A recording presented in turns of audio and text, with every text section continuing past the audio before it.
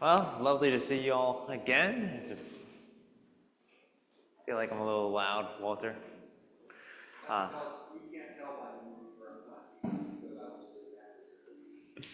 all right. So it's lovely to see you all again. It's been a fun week. Just brought up my brother up to Northern Virginia for his internship. So he won't be able to join us for the next couple of weeks, but hopefully he'll be with us again soon. So last week we were looking once again in chapter 2 of Habakkuk. We were looking at what does God say against the character of the Babylonians. We were looking at a bit of the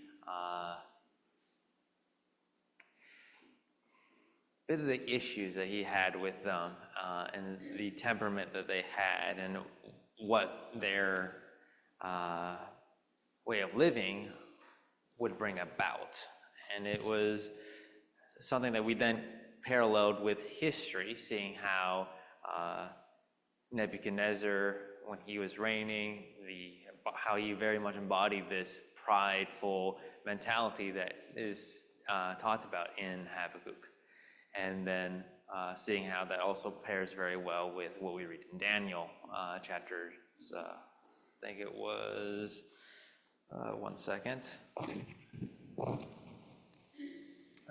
Daniel chapters 4 and Daniel chapter 5, where we read about Nebuchadnezzar's first period of going crazy, and then afterwards his son, which is based off of the language, more likely the word should be his descendant.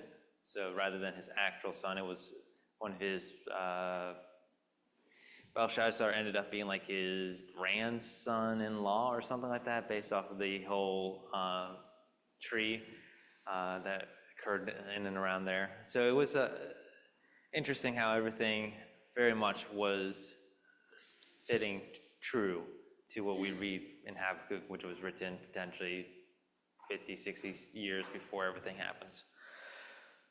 So we were looking at how these verses can be applied to us now and how they can show us Jesus. So in order to help get us back into mindset, let's read again Habakkuk chapter 2, verses 1, or actually verse 2 to let's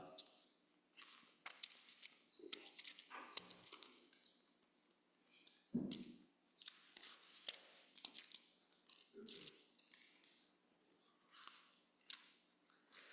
Let's start from verse 2 and read down to verse 12. If I can get a volunteer or a couple volunteers to read that, appreciate it. This is Rebecca.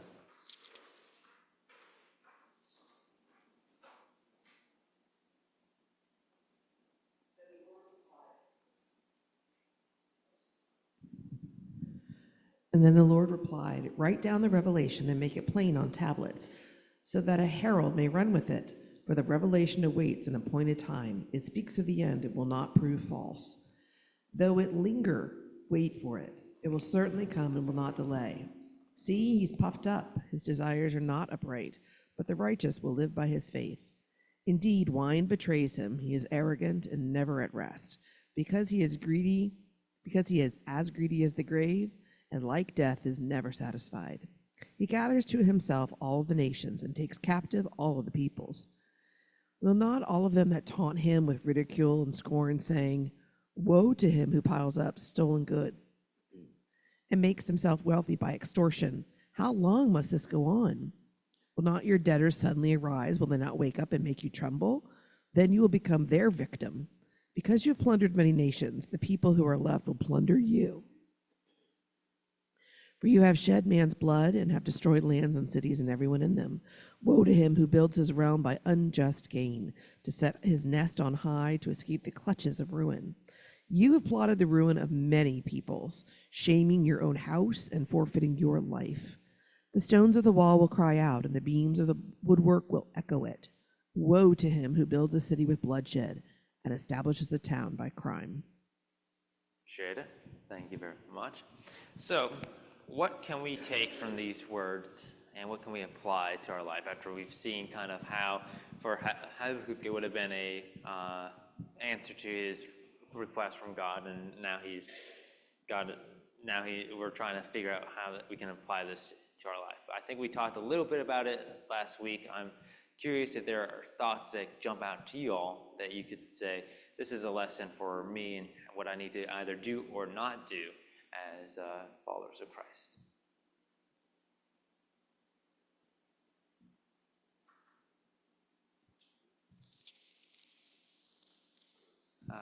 Brother Randy.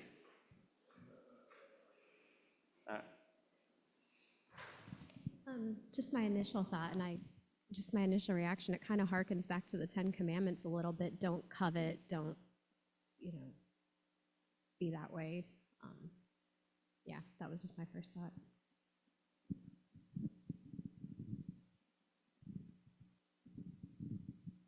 My thought was similar. It's just don't be concerned about everybody trying to get wealth and prestige and power all around you, and maybe they're successful and have nicer homes than you can afford and all that. And just remember that God's plan is going to carry itself out at their proper time.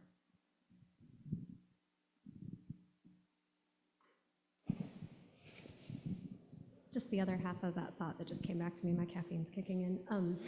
It kind of makes me think of David too, right? Like, why do the wicked prosper? And ties in with what Brother Randy just said, that as well. Mm-hmm. I think I saw John as well. Verse 3 really makes me think of sort of our admonition to each other, that these aren't cunningly devised fables. They're not things that are not going to occur.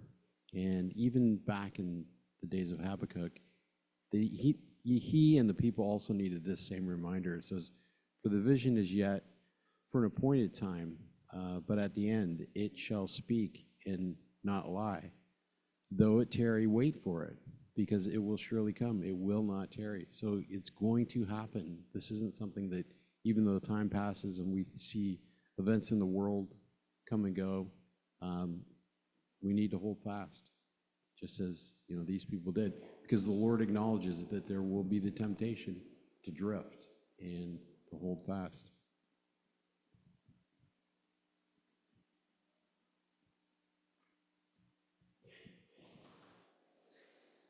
Brother Walter?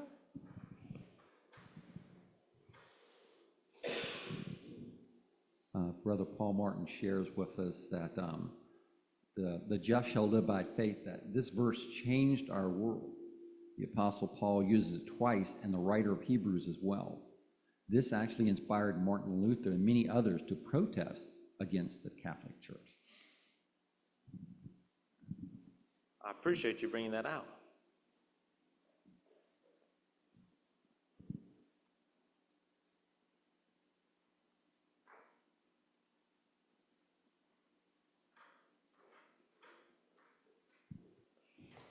Rob? Yeah, in fact, if you read all the verses you just read, and like they just said about the Catholic Church and everything, if you read what's written here, it relates, like she said earlier, directly to back to the Ten Commandments. Mm-hmm. And what happened, before, during, and after those first came out, okay? He's literally telling you how to live, and that's what he's telling everybody here. It's like, this is what you should expect. It will come in time, okay? But if you don't live the way he expected you to live, your life is forfeit. You're going to want gold and power and everything else, which is exactly what happened to the Hebrews after they left Egypt, waiting for the Ten Commandments. They went back to their old ways, power, greed, every possible sin you could come up. They went back to the old ways they were, okay? And look what it cost them. 40 years of wandering in the wilderness, okay? And that's what he's talking about here. Your life is forfeit. You're going to learn to be humility. You're going to learn what it really means.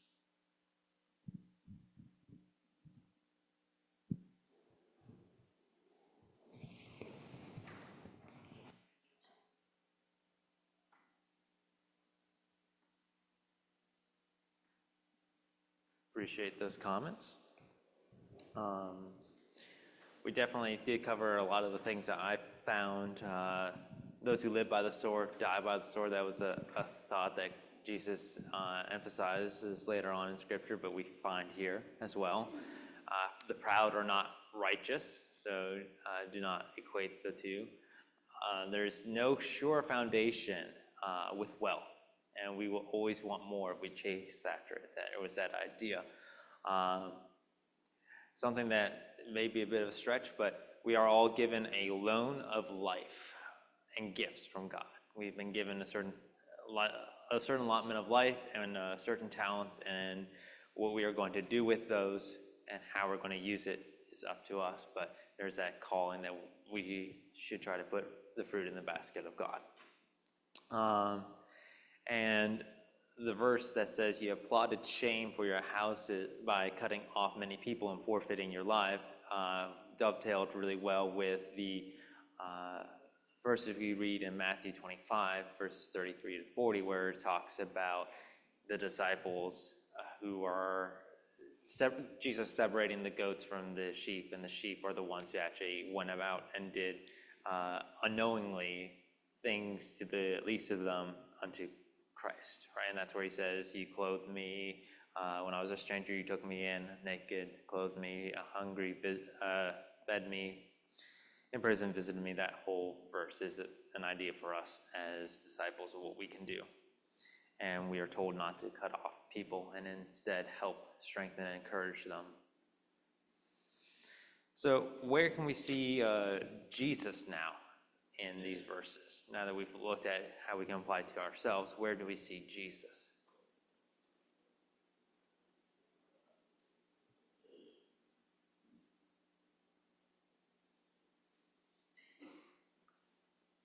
I will go with the righteous will live by faith, taking that first. Jesus is still alive and active today because he had faith that God would raise him from the dead. And that is, instead of being proud and using God's power for his own glory, he instead uses it for God's glory, and that's his focus. I think that was a sign where we could see him. Another option was he gathers all the nations to himself and collects all the peoples as his own. And in verse 6, will not all these take up a taunt against him, speaking with mockery and derision? If you take that potentially out of context, you can almost see the scribes and Pharisees and priests railing against Jesus.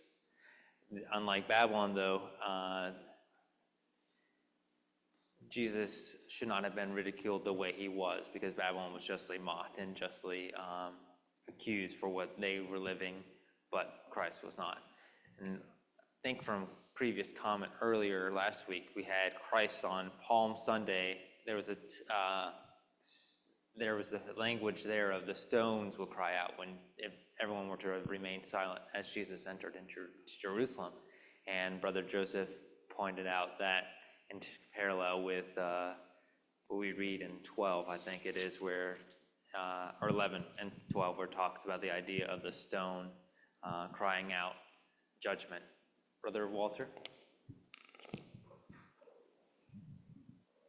Brother Paul Morton wants to share with us. He says, we all want to compare ourselves to others.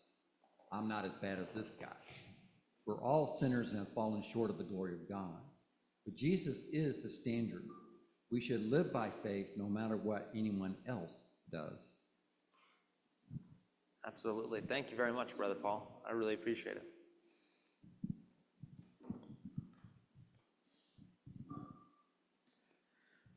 All righty.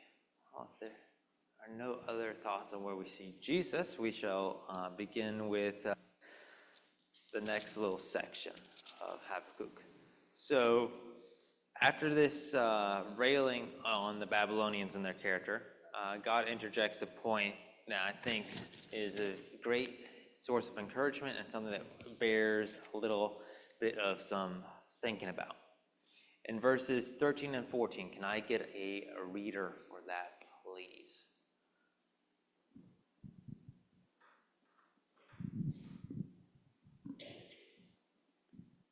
Behold, is it not of the Lord of hosts that the people shall labor in the very fire, and the people shall weary themselves for very vanity? For the earth shall be filled with the knowledge of the glory of the Lord as the water. A very wonderful verse. Now, just before these two verses, we read, "Woe to them who built a city with bloodshed and establishes a town by iniquity." It's interesting when you think about how the Babylonians had basically used every trick in the book to attain power, wealth, and status. This was what they had.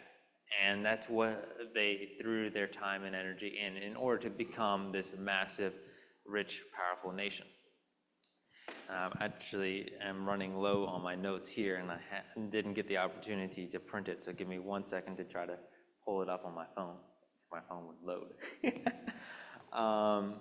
So I think it's an important thing to think about that God determines what, where, and for which pot our work will go into. And this is especially the case with the Babylonians and how they lived. Their work was not, there it is. Apologies. Wish I had this all pulled up ahead of time. All righty.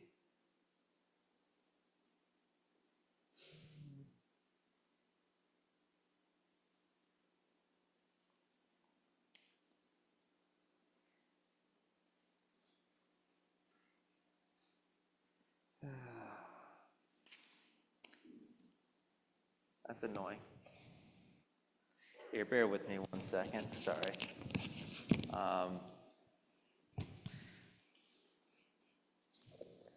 So, what does this verse bring out for you all when you think about it? When you read that verse, when you hear it, and what resonates with you when you read those two verses? Randy?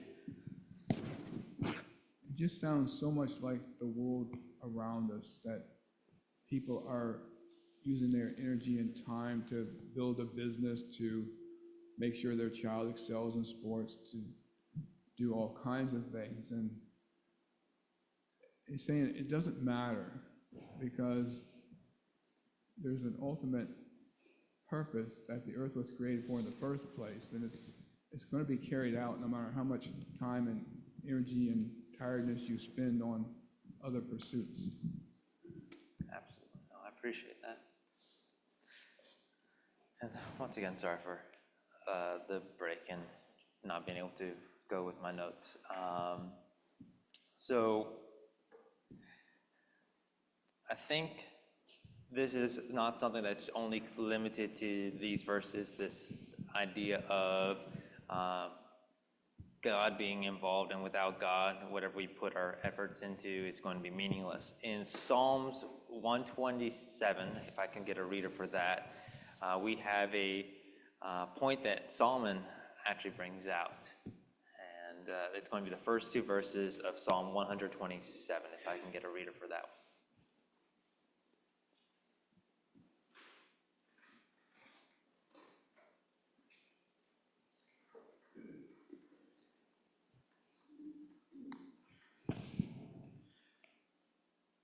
Psalm 127, verses 1 and 2.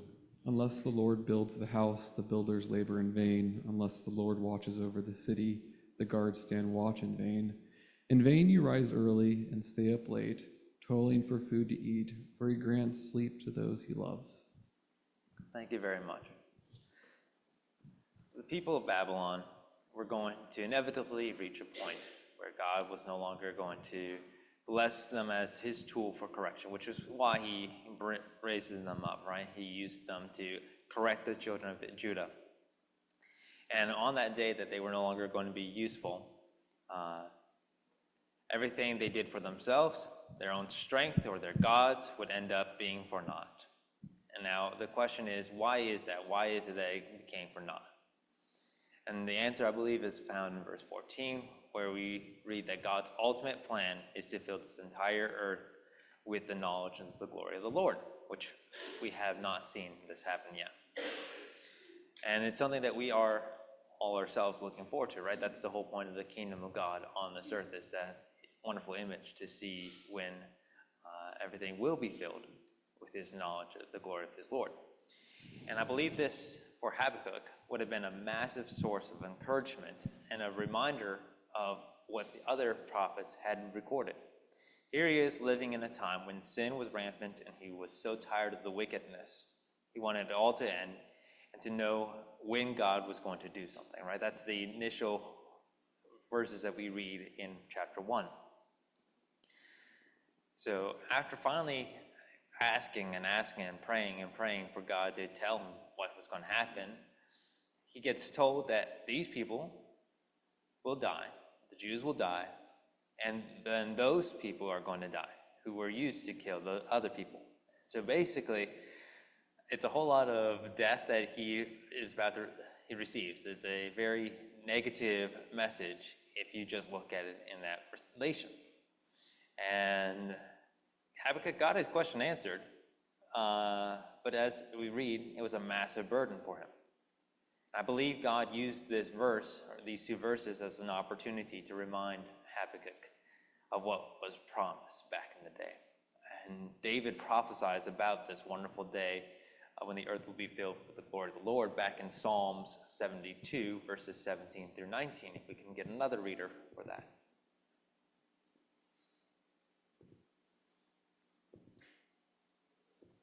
Psalm 72, verses 17 to 19. Thank you, Brother Jason.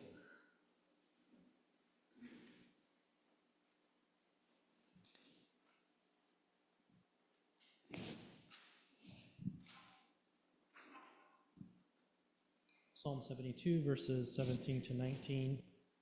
His name shall endure forever. His name shall continue as long as the sun, and men shall be blessed in him. All nations shall call him blessed. Blessed be the Lord God, the God of Israel, who only does wondrous things, and blessed be his glorious name forever. Let the whole earth be filled with his glory. Amen and amen. Here we also see the idea of how through God, and only through God, can nations become blessed.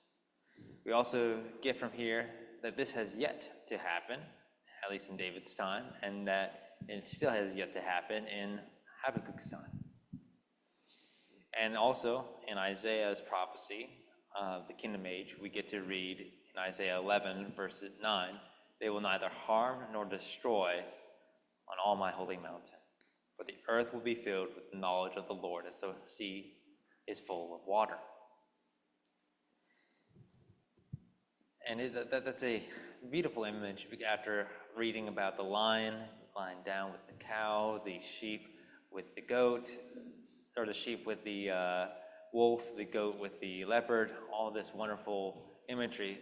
Here he ends up summing it by saying that there's no longer going to be any destruction or harm. And after reading after Habakkuk would have received all this negative stuff, I believe 14 would have been a massive wave of relief that he would have experienced. A cool drink of water after the searing hot message of judgment. The reminder that God is still in control, that he still has an ultimate plan, a plan that would result in a righteousness encompassing the whole world. A plan where pain, death, and destruction would no longer be present, and could have very much encouraged Habakkuk. It would also have revealed for Habakkuk that God is not solely focused on death, destruction, but also on life, light, and salvation. So, with that being said, I'm curious if there is anything that you all have found that this verse has helped you out in your life, or anything like that. Rob? Appreciate you.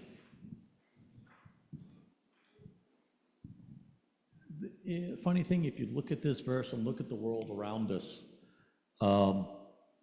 this applies not just to Christian religions, it also applies to the Muslims.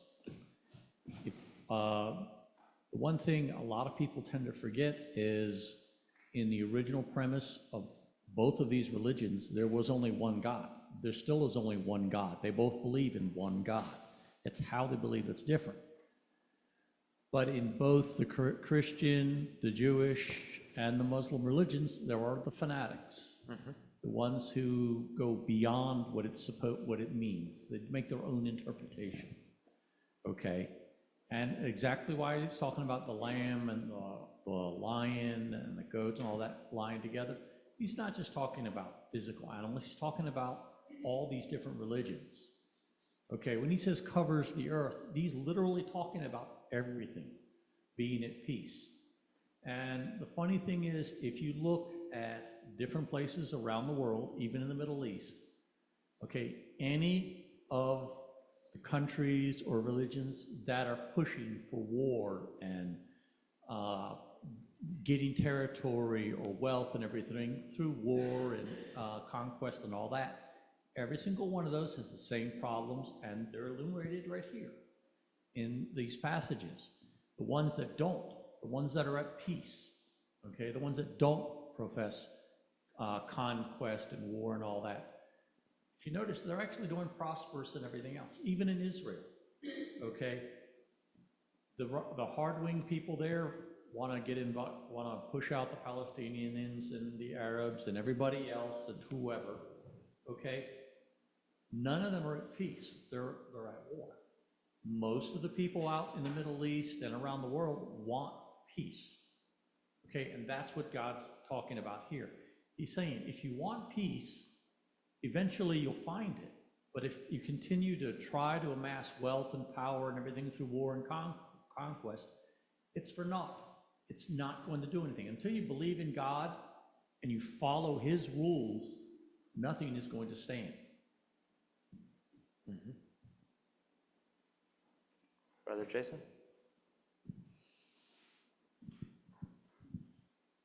Yeah, I was just thinking about verse 14 compared to verse 4. You think about, in verse 4, it's talking about the just shall live by faith. When you get to verse 14, it's like the whole earth will be covered with the knowledge of God. And it's like today you have to walk by faith. Like we don't have, there's those who walk by faith and there's those who choose not to believe. But there's going to come a day where even those who choose, it's just God's going to be, his knowledge is going to be there. It's going to be undisputable. And it's just kind of an interesting contrast. It's like those who live by faith are just ahead of their time. Like they know that sometime in the future, God is going to be there and his glory is going to be displayed in an indisputable way, like the waters cover the sea.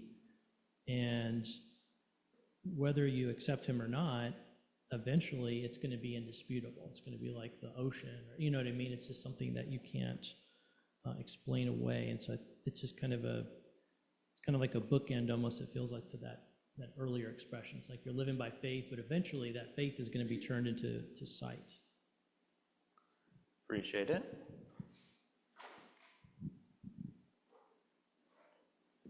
Brother Jason? So while I was sitting here, I was just looking up the word vanity in there, and the word is reek, and I thought, oh, that's an odd word, right? So this word reek is actually emptiness. So everything that these nations try to do, it's just going to be empty. You know, Brother Rob brought up the nation of Israel and the Palestinians trying to fill that nation with their own people and make it empty and void of all the Israelis. That is in essence what people try and do. But in the end, God says, that's vanity. That doesn't fulfill anything. What will fill things is my grace, my spirit, my purpose. The earth will be filled with me. Everything that you are trying to do to fill the earth is going to amount to emptiness. It's going to amount to nothing. Appreciate that.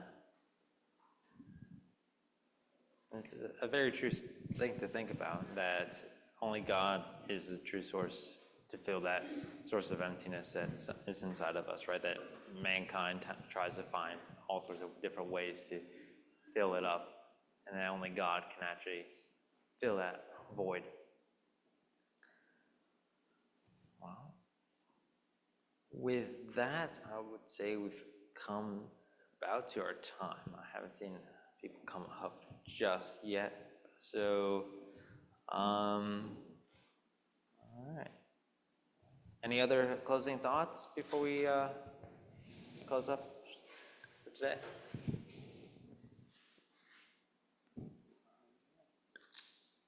All righty. Well, thank you for coming to class.